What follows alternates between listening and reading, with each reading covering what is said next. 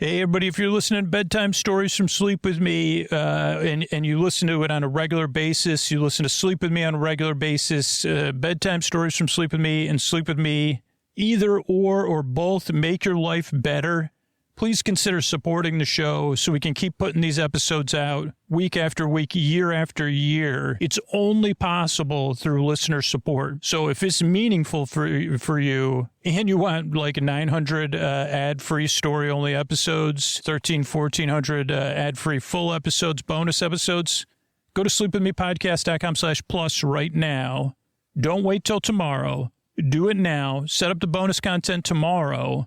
But sign up right now so we can keep the show going, and you'll have access to all this amazing stuff. You can even try it out for 6 days. There's a 7-day trial, but always, make sure end it on the 6th day to be safe. And then as soon as you stop listening to the show, you could stop supporting it, but it'll make all the difference in the world to the future of the podcast and to your bedtime listening. That's sleepwithmepodcast.com/plus. Thanks.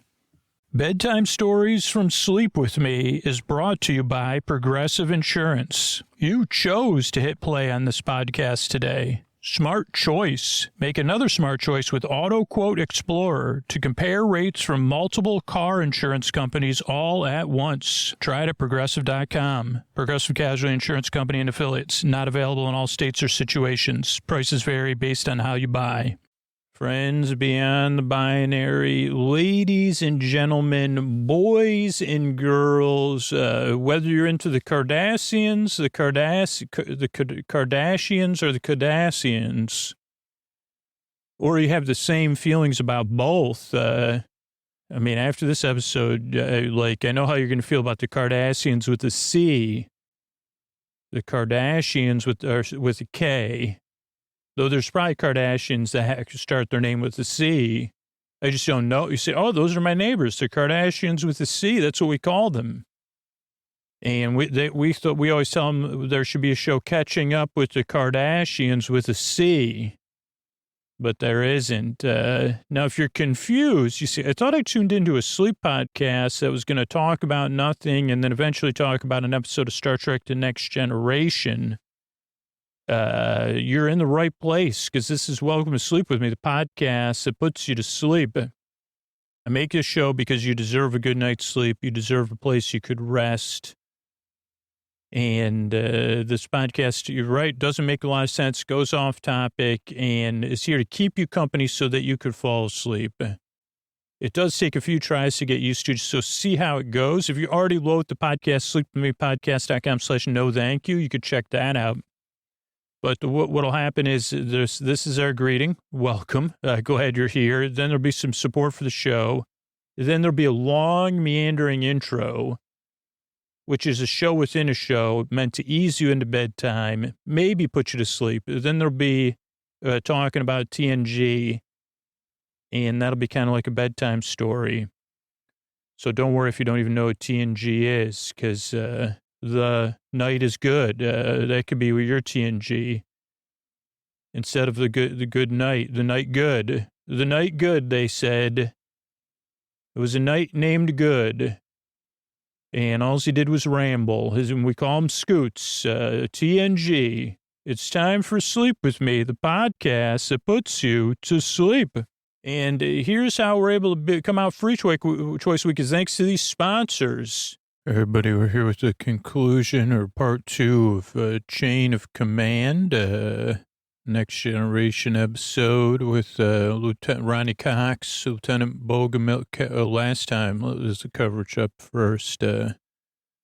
Picard and, who's the guy's name? Jellicoe, Edward Jellicoe. Sounds like something you used to make I don't know, but they recap what happened last time. Basically, Picard went on a secret mission into the Cardassians, and they said, hey, why don't you stay with us for a while as our guest? Hinty, hinty, hinty, poo. Meanwhile, Lieutenant Bogomil from Beverly Hills Cop, I realize this is a stretch, but this is just what happened, became under cover of a name, Edward Jellicoe. What happened was he was staying at the Beverly Hills Hotel under the name Edward Jellicoe on the advice of Axel Foley. And somehow, I don't know, I think this may have been the plot for the new, what was that movie called? Galaxy Quest 2, Bogomil's Adventure. Oh, those fan fiction I never wrote, but I imagined. Oh, boy. That was a brief stage in my adolescence where I wrote fan fiction about Lieutenant Bogomil. But this one starts, it's, then you have to make it into a TNG episode. Also, yeah, so it starts with Captain Picard. I always think Lieutenant Bogomil, if you're at the captain, I don't know, deputy. Okay. I don't know. But so this starts with Picard answering questions again. He's in a black knit, two different versions of knit, sweater, Cardassian sweat, like that they've given him, and ask his place of birth, Le Bar, France, his parents, Yvette, and, imagine if it was Gaston was his father, because was this before? His mother's name is Yvette Gassard, and then they say, they don't even ask him his father's name. So it could be. I know his father was in those episodes, though. Celtris, what are you doing here? I was checking out Celtris 3. What was your mission? Yeah, you had some sort of metagenics going on, and we had to shut it down. Who else was involved? Chief Medical Officer Beverly Crusher and Lieutenant Worf. What's going on in Minos Corva? Picard does not know. The dude is so Cardassians are tall, so he really has to lean in. And he says, give him 0.13. And this reminded me of this obviously has a lot of callbacks to a lot of different stuff. But particularly call forwards if you're just thinking about fiction that could be covered on a sleep podcast Andor, and what do you call it? The Matrix. Later, there's like a Matrix scene similar to the Matrix, I guess. Okay, so now we have Captain's log, Jellicoe's log, negotiations with Cardassians not making progress, both ships we see. May have to have a dance off. Golomek, but Bogomil says, we want peace. And then this is a big reveal at the top of the episode. Well, how come people snuck into Cardassian space and played hide and seek there? Don't know what you're talking about. Let me explain. A lot of close-ups. He stands and says, Jean-Luc Picard, Lieutenant Worf, and Beverly Crusher. By the way, it's Dr. Beverly Crusher. Were caught playing hide and seek on Celtris 3 without our permission. But they tell something, so they use a lot of disinformation, these Cardassians. So they give a piece of different, they say, by the way, they broke 3 vases. And Riker says, what? They say, yeah, we're keeping him because they broke 3 vases, priceless heirlooms, by the way. And they say, holy cow, this is not going to go good. You got the 3 Cardassians, and they say, yeah, this is not, can't tell you anymore. He may have to work off, we haven't decided if he's going to have to put the vases back together. And then Riker says, yo, Bogomil, is this true? Yeah, they were sent there to practice hide and seek. In case you ever have a hide and seek game with the Cardassians, they had some sort of secret thing. So we're supposed to meet up with Picard in 8 hours. Riker, why don't you take a shuttle there to rendezvous? But we'll remain here. We got to play out the end game. Or maybe he said, I got to watch the end of End Game. And I said, well, that's like a 3-hour movie, dude. Then we have Picard. He comes in. He's wearing a nice eye mask, actually a different color, but similar to the one I have that I recommend, the Sleep something. It's green, mine. Picard's is brown. And the head of Cardassian interviews says, advises, says, hey, can we sit down and talk, the two of us? At first pretends he's reasonable. It turns out this dude is vases is only the start of his problems. He's his own broken vase, this Cardassian, metaphorically. So doesn't take part, but so he starts off with this fake thing. Hey, I heard you love archaeology. I love archaeology. Have a seat. Let's talk. And Picard goes, yeah, I heard there's magnificent ones, early civilization stuff. And the guy says, yeah, used to be. Once upon a time, 200 years ago, it was great. Full of Jevonite, rare stone, anything like vibranium. And they say, no, anything like the stuff they had on, they used against, like that thing Arya had? No, everybody took them. Probably used them as props in these movies you're referring to. Picard said it's not movies, those were streaming shows. Well, one's a movie, but Bogomil's watching one of, and the guy says, actually, I was trying to change tone in our discussion to let you know the consequences of you breaking those vases, which may or may not have contained Jevonite. He goes, well, how would you feel about a docent-led tour? Picard goes, I prefer to go home. And he goes, but you broke 3 vases in your hide-and-seek games. You were playing hide-and-seek without our permission. I don't know how they do it in earthly worlds, but if you sneak into someone's house and play hide-and-seek without their permission and break vases, I don't know what the consequences would be. But Picard's like, I don't remember breaking any vases. And he goes, I'll tell you what, let's change it up. He goes, tell me everything about Minos Corva. And then we'll go from there. And Picard's like, is Minos Corva a singer or a vase maker? And he goes, come on, man. I just want the information about Minos Corva, all of it. Picard goes, well, like, what kind of information? Like I don't know. And the guy goes, it's not true. You do know. And he goes, maybe you know more than I know. Then the guy uses a doorbell to call in two other people. And they bring in Picard. And this actually has happened to me. They bring in glue and dust at first. And then the guy takes out like something made of Jevonite and goes through the dirt.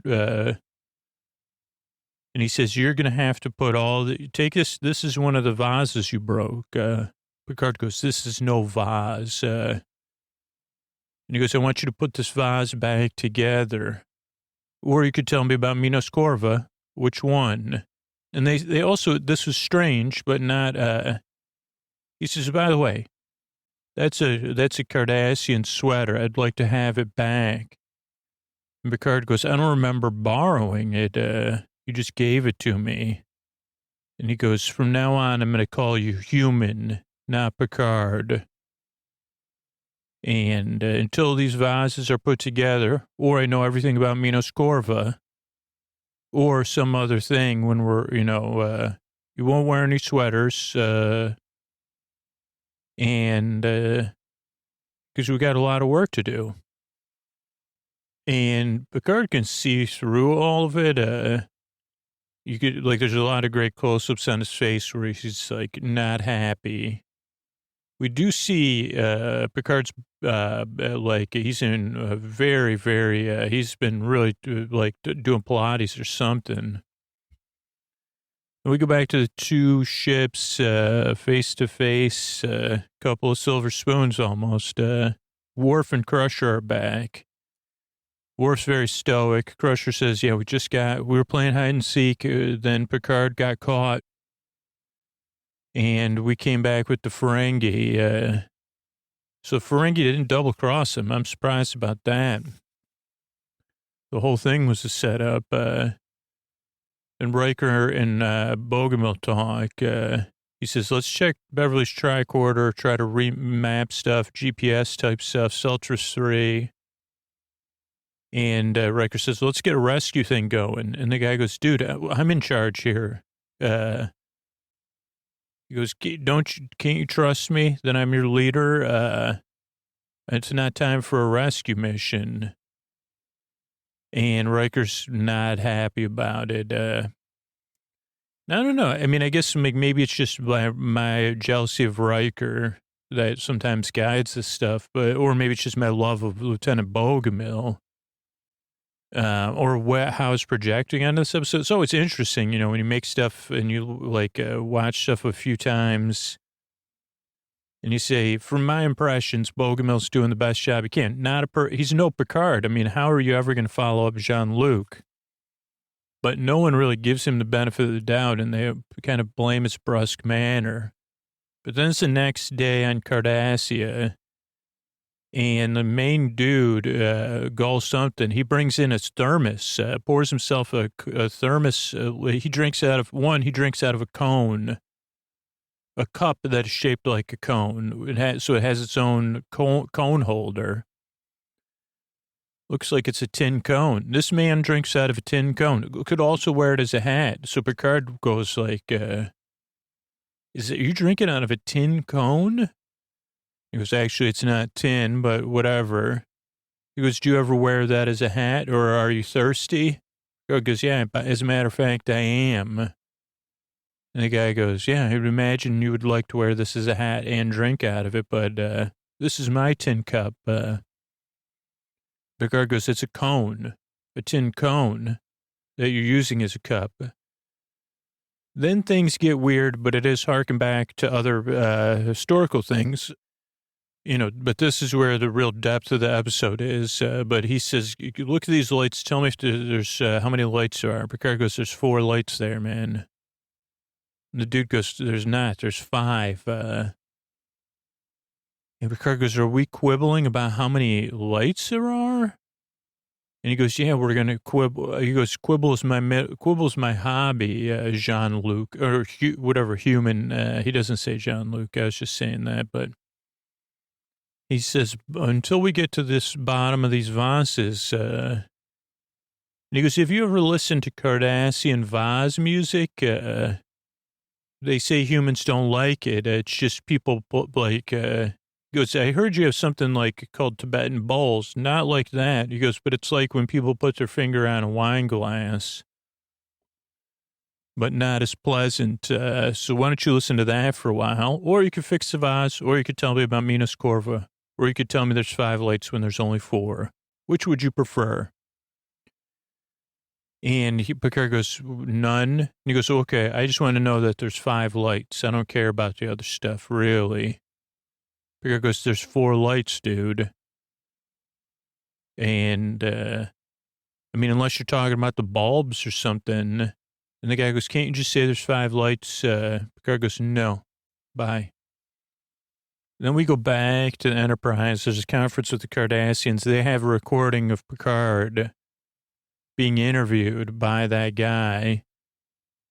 And Ronnie Cox, Bogomil says, I don't even know. He goes, it wasn't my orders. And they talk about Saldanis, and they say the Saldanis rules, you can't make someone put a vase back together if they're willing to apologize and make it right moving forward.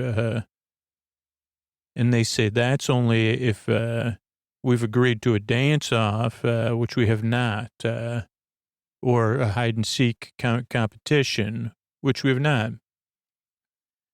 And he says, by the way, if you pull out of this sector, maybe we could work something out. And Picard could come back here and we could forget about the whole thing. You just got to leave this uninspected area. And he says, I'll call my boss. And they go, okay, you got 7 hours. And then Troy says, what are you going to do? He goes, call my boss, Admiral Nechayev, and we'll have to get to work. And they go, what about, all Riker cares about is Picard, which does not ring true to me. Okay, I guess I got to pause it because he does. I mean, Picard's there to represent the whole Enterprise. But really, I would say to him, just like Bogomil, I mean, I think Bogomil could be a bit less brusque. Or clearly, he's communicating the components about the mission, but he doesn't have overall, he's not inspiring staff unity, though he does spur some actions. But I think Riker does have to, I mean, maybe he is trying to find the middle ground, but he does, because he does say, I'm not suggesting you trade an entire star system for Picard, but got to get him, you got to tell him he was on, that he had permission from your boss and that we're about to have a dance off. And then they go back and forth. And Bogomil says, you don't understand, I'm here debating with this guy. And they go back and forth. Then Troy tries to diffuse it, but it's undifusable. He goes, are you questioning my judgment? And Riker says, yeah, I am. I have to point out any mistakes I've been making. And he basically gets fired. He goes, you're relieved. So I guess then we see Data in the maroon, maybe? I don't know. So maybe Data becomes his number one, Bogomil's number one. He goes, Taggart wasn't, I mean, if Bogomil had a number one, it'd be Axel Foley. Taggart's like his number two. And who's the other guy? It's like a 2-syllable thing. Anyway, they have another meeting. Data, Geordi, Bogomil. They say, okay, they tried to get us to get Picard because that whole thing was like with Theta Band, Data says, and says that whole thing was with Theta Band, and why would they get him over there to play hide and seek with Theta Bands? They go, maybe he's thinking about something in the future. The Enterprise, then the Enterprise would stay here. And maybe they assumed Picard would know more about Minos Corva. And Data says, okay, if that's correct, then they must be planning something. And then Bogomil says, okay, let's figure this out here. Goes, Geordi, look for anything on their ship, discrete scan, figure out where they've been, where they came from. Check the dirt. Then we go to back to the Cardassia, where they're putting water in for the Cardassian's daughter's pet, which was let me look it up. I can't remember what the pet was called. A wombat. As a fish would say, have to have that. So she's, it looks like the wombat's having water. I don't know if it's a huge, earthly wombat, and it has its own little terrarium. Very cute. She heads off with the wombat. Have to have that. Picard's sleeping. He's wearing like a light, like a very small robe in maroon. And the guy, he says, your daughter's great, man. Great kid.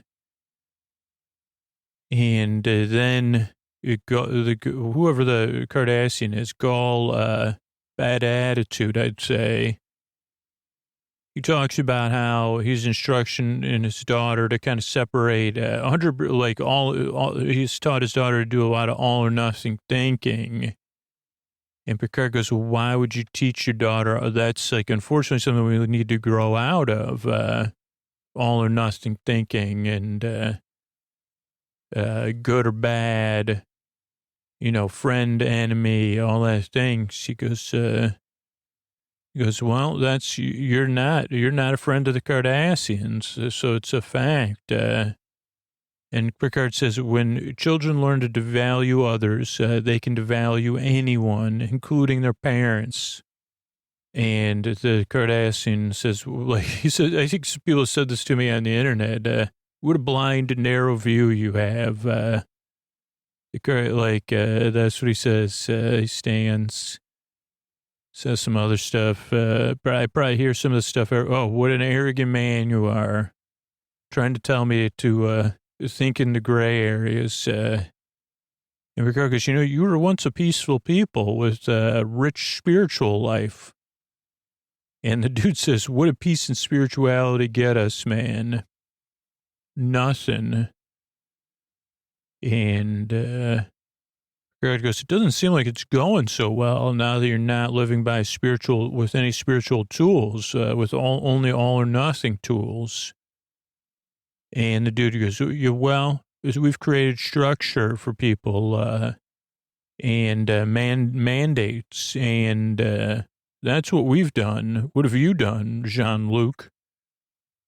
He doesn't say that again, but goes, now my daughter has a world of structure and mandates. Picard goes, her belly may be full, but her spirit is empty. And Gall Bad Attitude doesn't like that. And Picard goes, you're lucky Axel Foley's not here because your ship would be... And then he goes, let's try this lights thing again. How many lights you see? Picard goes, on or off, I see 4 lights, dude. Are we really going to keep at this? Oh, no, he says, what lights? Total, even better burn. The guy turns the lights on in his face. And the guy is so stern, he sits down with a big frowny frown. And he says, I believe in all or nothing thinking. And then he puts on the bowl music. We go back. Geordi, Data, and Bogomil are going over the hull of the other ship. Geordi says, we got something. Molecular dispersion field. Well, where's that? Closest one's McAllister C5 Nebula, 7 light years from here. It goes, could the ships hide there? Yeah, Geordi says, but not long. Because there's particle flux. 72 hours is the longest. He goes, what's the nearest Federation system? And that's when he says Minos Corva, 11 light years from the nebula. Cardassians had already tried to annex it once. He goes, Data, get me to Minos Corva in an hour. Got it, sir. So they head off at warp 8.5, which is fast, because they go in fast mode. Picard is sleeping. He's singing a French song, Sur le pont d'Avignon, l'on est danse, l'on est danse.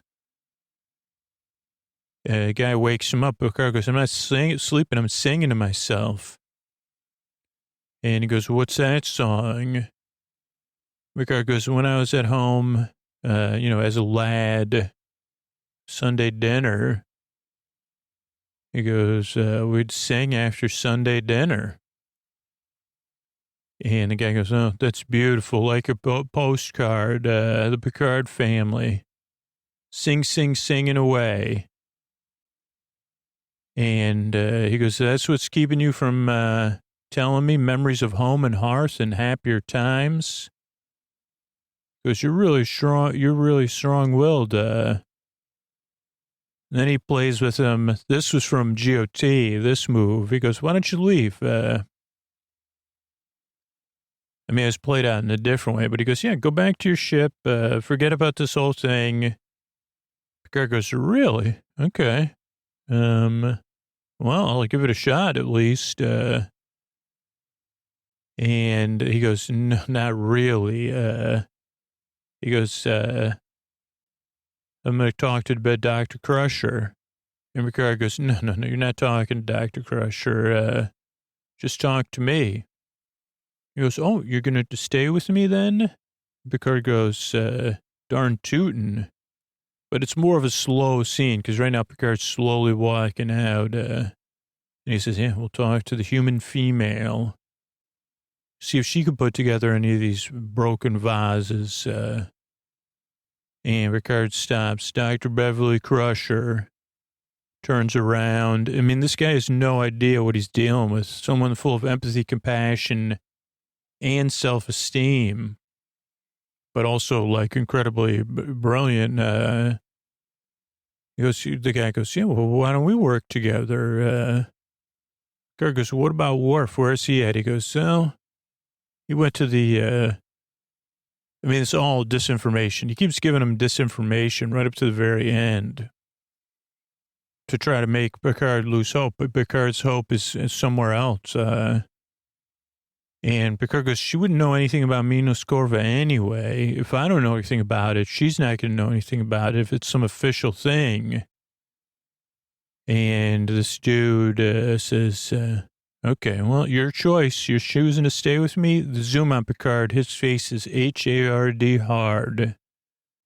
This guy says, I'm so pleased. And I say, you won't be for long, dude. What lights? I say. Okay, then we go back to another meeting. Geordi, Troy, Crusher, Data, Worf. They talk about the nebula. And Bogomil's got a plan, fully level plan. And he goes, they're in there hiding. And they say, you're gambling with... and he goes, Bogomil says, listen, I've got a plan. I got approved by my superiors. And if we could pull the plan off, it'll work. No one trusts him. I mean, I guess it makes sense because he's not Picard. He goes, 500, we're going to put 500 things on their ships which slow them down. Magnets with ribbons on them, long, long ribbons. And we'll need a shuttle because we're going to go into the nebula where they can't see us. And we're going to basically toilet paper their ships, but magnetically. And they won't be able to move at any high rate. But everybody's displeased with this poor guy. But he's actually come up with a brilliant plan. Then we go back, and the dude's having some sort of baked eggs, or hard-boiled eggs. And there's actually food. There's a plate of other food, too, for Jean-Luc. He goes, hey, have an egg. The guy thinks it's so witty. He goes, it's a deviled egg. And Picard, I guess he didn't know that there's the deviled eggs on Earth. So he thought like it was like he said it like, I mean, I guess if you told some little kid, like, this is the devil's egg, like, maybe you say, is it deviled egg or a devil's egg? Is there a difference? This one has horns. But Picard goes, dude, we have deviled eggs on Earth, so I love them. So he starts eating them.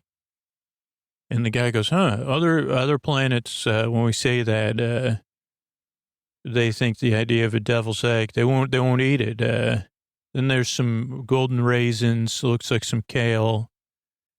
The Cardassian goes, yeah, I remember when I was 6 or whatever, 5, 4, I don't know. It was like I lived in a Dickensian novel. And we had heard about these deviled eggs at a buffet party. We were Dickensian kids running around like wild gettles. He goes, one time there was deviled eggs in front of a window on a platter. I grabbed the platter, through the window, ate one of the eggs. And I figured I'd take the rest back to my other companions or myself and hide them and eat them. And he goes, but like a Dickensian novel, somebody else grabbed it from me. And, they took my eggs. And Picard goes, that must be so rewarding, paying me back for the misery those kids inflicted on you. I can see right through you. The dude does not realize it. Picard goes, what do you mean? Picard goes, can't you see how your behavior is self-defeating? And I could see right through you. And the guy goes, what is this, analysis? And Picard goes, whenever I look at you now, I'm going to see a little boy who lost his deviled eggs, not a powerful Cardassian warrior. A 6-year-old boy, powerless to hold his eggs. And the guy turns on the lights. And Picard goes, I find you pitiable. I feel bad for you now. He goes, stop it. And Picard goes, he says Picard. So Picard goes, you called me Picard. You're so irritated. And he goes, what's the plan on Minos Corva? Picard goes, 4 lights. And the guy goes, there's 5 lights. And Picard says, you're a 6-year-old who lost his deviled eggs, weak and helpless. Goes, you can't, he goes, you're not going to, the guy goes, how many lights are there? And then Picard starts singing from his dinner, even though he's playing that Cardassian music. Okay, then we're doing the shuttle prep. Bogomil and Geordi, they're talking. Everything's almost ready. And we're going to transport him on there or something. And Bogomil sits down in the pilot's seat. He goes, oh, boy, it's been a while since I flew one of these bad boys. Goes, what about you, Geordi? Fly any of these things? And Geordi goes, yeah, back in, I was a shuttle pilot on the Jovian run, Jupiter to Saturn and back, once a day, every day. Bogomil says, I did that for a while, too. And they talk about old Titan's turn, so Bogomil shows that he had a little flash in him at one point, some sort of risky maneuver, kind of like Top Gun, like flying by the thing. But Geordi goes, you're going to need someone that could do that, like in their sleep. The best pilot on the ship, probably. And goes, is that you, Geordi? And Geordi goes, no, because there's not going to be any sensors. Pilot to pull that off, there's only one of them. Riker. Commander Riker. He's the best there is. Or Han Solo. Bogomil goes, I've dealt with Axel Foley before. It's surprising that I can't get a working relationship with Riker. But at this point, there's nothing you can do right. Riker's reading a book. It looks like an encyclopedia. He's in a robe. No, he's in pajamas, silk pajamas. He goes, what up? You play music? Traditional, contemporary, classical? Riker says, jazz, man. Okay, goes, jazz makes me nuts. He goes, what do you need? You're beating around the bush? And he goes, yeah, we got some plans. Riker goes, yeah, I'm on the rumor mill, man. I know about your plans. You need a pilot, eh? You need the best pilot. That's me. I listen to jazz while I fly by. I fly like I play my jazz. He goes, well, I don't like you, Riker. You're insubordinate, arrogant, and willful. And I don't even think you're a good first officer. So this crosses a line. But he goes, you're the best pilot on the ship. And Riker goes, well, I don't like you either. You're closed-minded, arrogant, you have to control everything and everyone. And you don't create you don't inspire people. They don't want to go out of the way for it. Everybody's so stressed, man. You've taken all the joy out of hide and seek. I don't think you're a good captain. And he kind of trembles a little bit. But Bogomil, he says, I won't order you to fly this mission. And Riker says, why don't you ask me? He smiles. He goes, will you pilot the shuttle, Commander? Yes. And then Bogomil turns away and Riker says, you're welcome. It's a little passive aggressive, but he smiles because now he's got the best of him. Okay, then we go to shuttle again. It's Geordi and Riker. Secondary systems, they're flying through the cloud. They lose everything. Only have the proximity detector. And we're going to have to get really close. And Riker's having fun. They even hit a couple bumps. But that's Riker's style, man. He's like playing jazz. He flies like he does play jazz.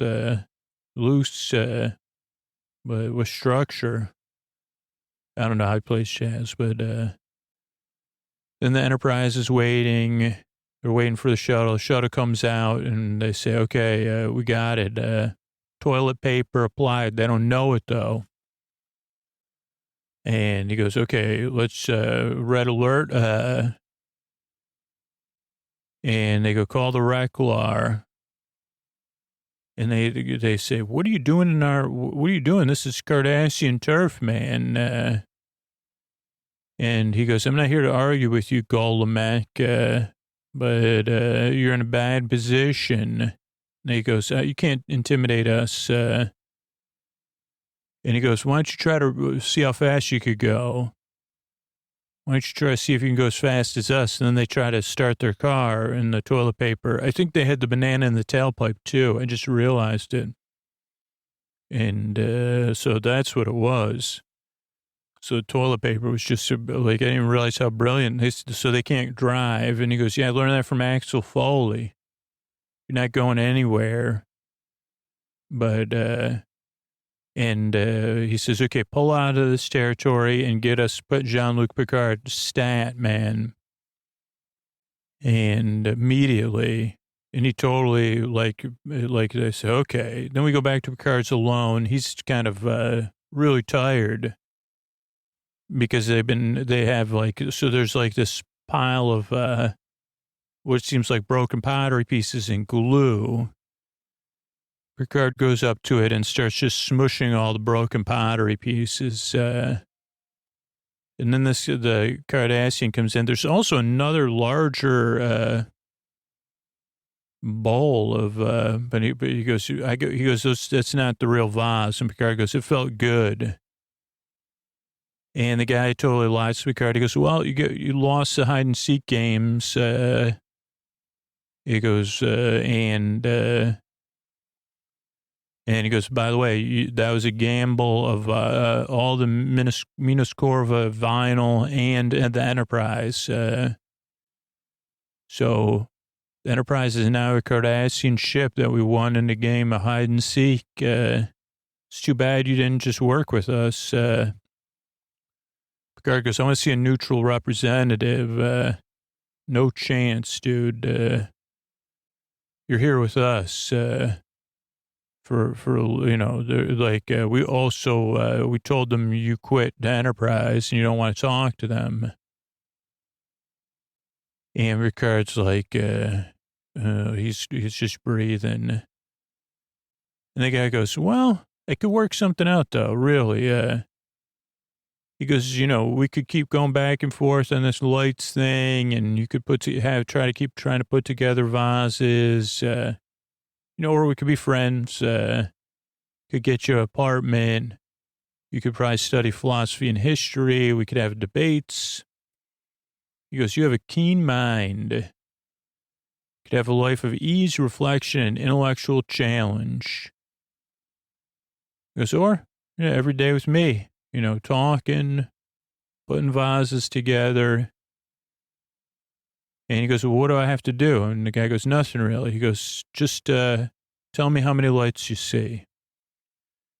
And Picard goes, you got to be kidding me, man. And there's a long scene. We zoom from behind the lights to Picard's face as he's counting them. And he kind of looks like he's in disbelief. And the guy goes, how many lights? And Picard goes, this is it. Make your choice. Because a couple of people come in the room. Goes, how many? And then the other three Cardassians are like, yo, he's supposed to go back to his ship now.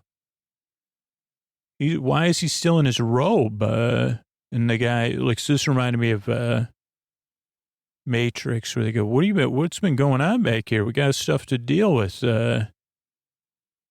And they go, we got to take him back to his ship, the Enterprise. They won in a game we never played hide and seek with them because they toilet papered our ships and did a banana in the tailpipe. So we're taking you back to your ship. And then Picard goes, there's 4 lights. He yells it at the guy. Game Picard. And then Picard walks off under his own power in his robe. Robe barely covers his behind. Not an important note, but probably was on set. And then we go back. We see the Cairo and Enterprise side by side. Picard comes on the bridge. They say, Captain on the bridge. They shake hands. Welcome home, Jean-Luc. He goes, thanks. Just like you left it. Maybe a little better. That that wasn't nice. So. And they transfer all their codes back. Jellicoe Alpha 3-1. Transfer. He goes, Enterprise now under command of Jean-Luc Picard. I relieve you, sir. I stand relieved.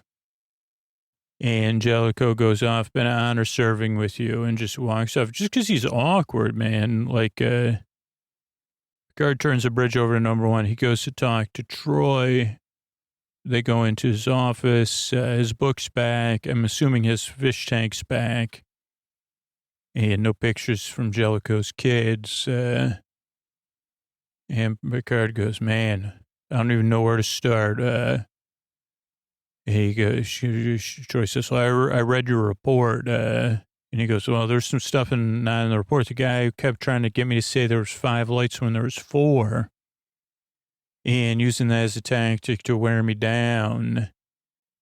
And he even gave me a choice, right? Say there's 5 lights and I could have comfort or not. And he goes, I did say there's 4 lights. And I think factually there were only 4 lights. But at that point, he's using his hands like he's making his body small. Great acting. Carter goes, I would have done anything, but the worst part was I saw 5 lights. Or I believed that I could see 5 lights. And the episode comes to a close on that note. So very powerful 2-parter. Let's look up a couple facts on the fly here. Picard in Ready Room. I think we've looked up, but let's see. Oh, it's a Globe Illustrated Shakespeare, the complete works. This is from Memory Alpha. So that makes sense. It was like an encyclopedia. It's an annotated hardbound book. All works by William Shakespeare. Card kept it under a glass cover. Q went through it. And after retirement, it is kept in his archives. It was the 1986 Greenwich House edition with authentic leather binding, written and annotated by Howard Staunton. It was attractively bound. But as far as scholarship, it was looked upon as outdated. It was on display until TNG Coming of Age. And then it was replaced by Volume 1 and later Volume 2 of the annotated Shakespeare. After that, it appears in his quarters in a few Season 2 episodes, seen in the movies. And let's see if there's anything else. No, that's it. So that's a little bit about, let's see if we get Ronnie Cox. Ronnie Cox. It's an American actor, singer and songwriter. Wow. And this one has a bunch of other movies that were before my time. He was in the TV show for Family Ties. He's been in some sci-fi movies. He was a president in 1990's Captain America. Vice president in several episodes of Stargate SG-1, Angelico, and he's in an episode of Star Trek Prodigy. And he's performed at festivals, music festivals since for a long time. It says music career start after having a successful movie career. He was even inducted in the New Mexico Hall of Fame. And trying to think, Live at the Kitchen Sink. He won New Mexico Music Awards with Norman Petty's Producer Award. Interesting. And anything else? Let's see if there's anything else. Vision Quest. Oh, no, that's a different. I thought that was whatever the. No. Oh, he was on Cop Rock, which was a police procedural musical series that came out. I thought Cop Rock was just like a dream I had. It's a police procedural musical television series, premiered in 1990, broadcast 11 episodes. it was both critically and commercially not well reviewed. It looks like Randy Newman did the opening song. Premise. Let's read about this. It was an ensemble show mixing musical and choreography through storylines to introduce new characters. I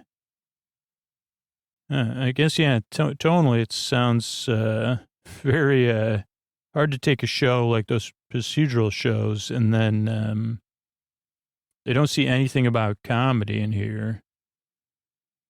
I don't know. I wonder where you could watch this. This could be something worth looking into. Let's see. The development started in the 80s with Stephen Bochco, as a proposal to convert the TV show Hill Street Blues into a musical,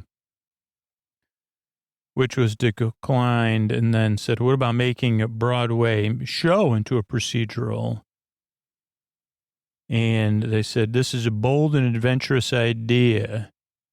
Oh, Bob Iger was one of the only people willing to give them a chance. And they said it was impossible. These are the kind of things that are cool to go after, though, I think. When somebody says it's impossible, to not try is, I think it's cool that they tried. I kind of remember this, but I honestly thought it was a dream. See, it only has 17 audience reviews on Rotten Tomatoes, or maybe that's the critical reviews.